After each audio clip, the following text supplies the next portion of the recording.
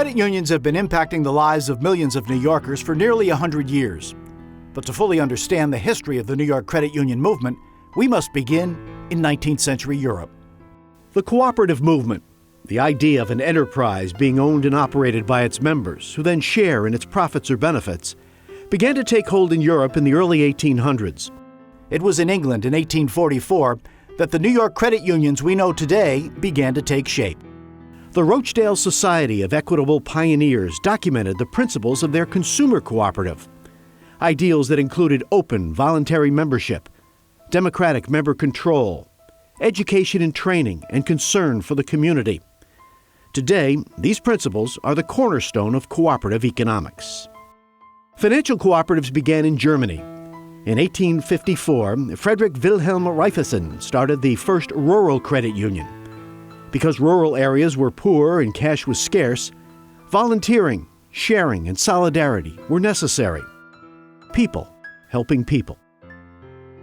Credit unions came to North America in 1901 in Quebec, Canada.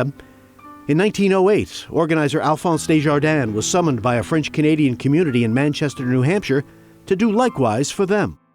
Now, if you give workers an easy access to a reservoir of funds with easy interest and payment terms, it changes everything. The cooperative association is not one of capital funds, but of people. Each member, regardless of his contribution in capital, is on a perfectly equal footing with all of his fellow members. That is to say, each has but a single vote. La Caisse Populaire Saint-Marie, St. Mary's Bank, became America's first credit union that day, November 24th, 1908.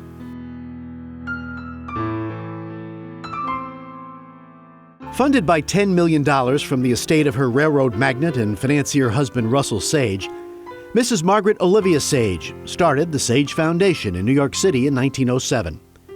Its mission was to tackle the social problems not being addressed, and one of their first targets was usury, the making of unethical monetary loans, or loan sharking.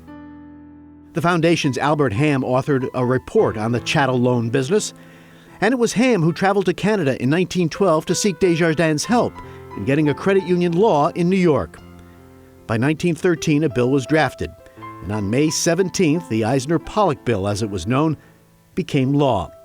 New York followed Massachusetts as the second state in the nation with a credit union law.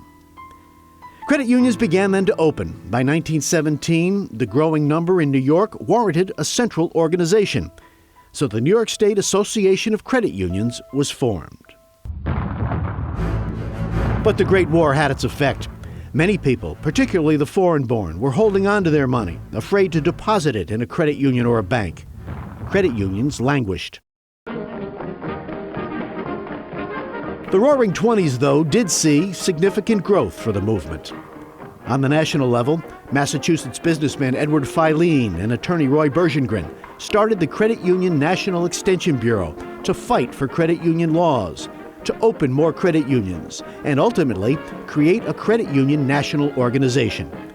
In New York, Bergengren recruited Dora Maxwell, an original state association board member, to get credit unions chartered by the New York Banking Department.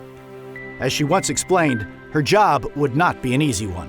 I used to go down to the banking department and literally have to screw up my courage to open the door and go in.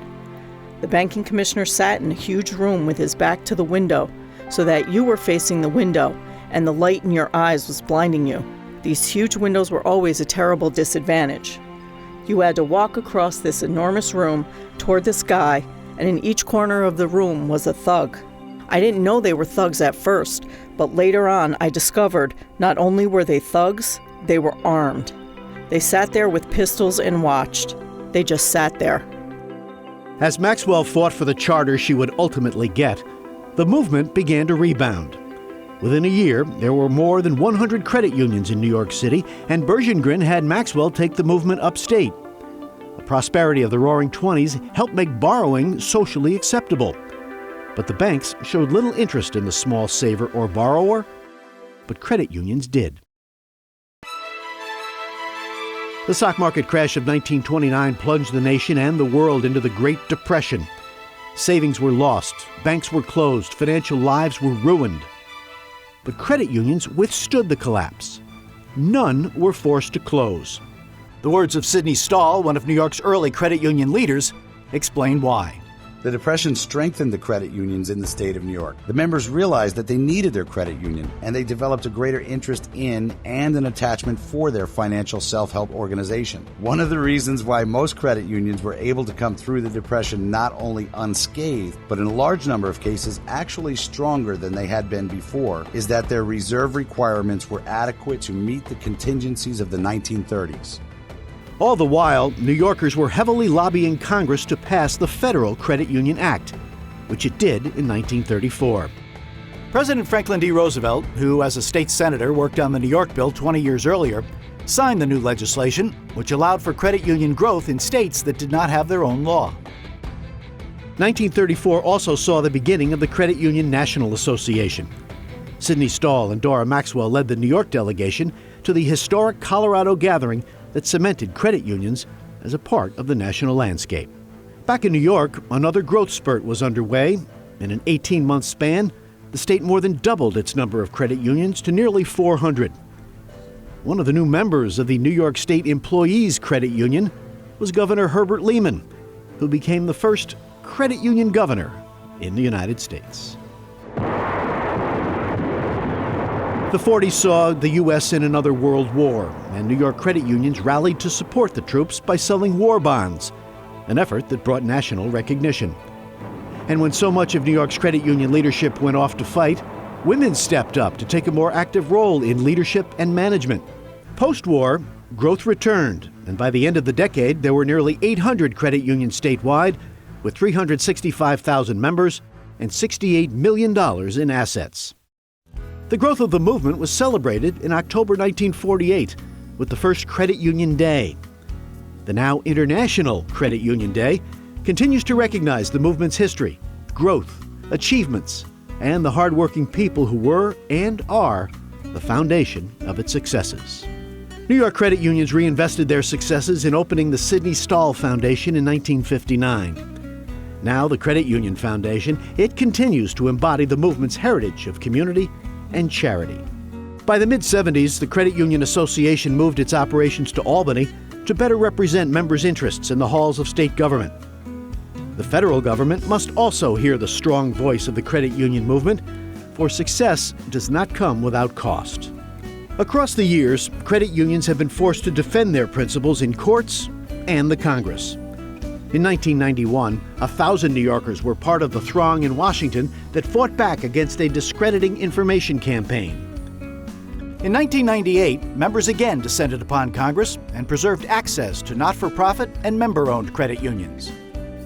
And during the Great Recession in the early 21st century, credit union membership soared, people drawn to credit unions' security and stability.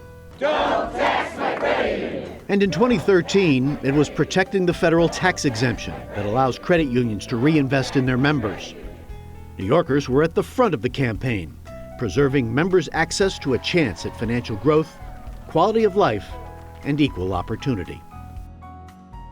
A comforting constant, from the Equitable pioneers to Desjardins to tomorrow's generation of the cooperative credit union movement.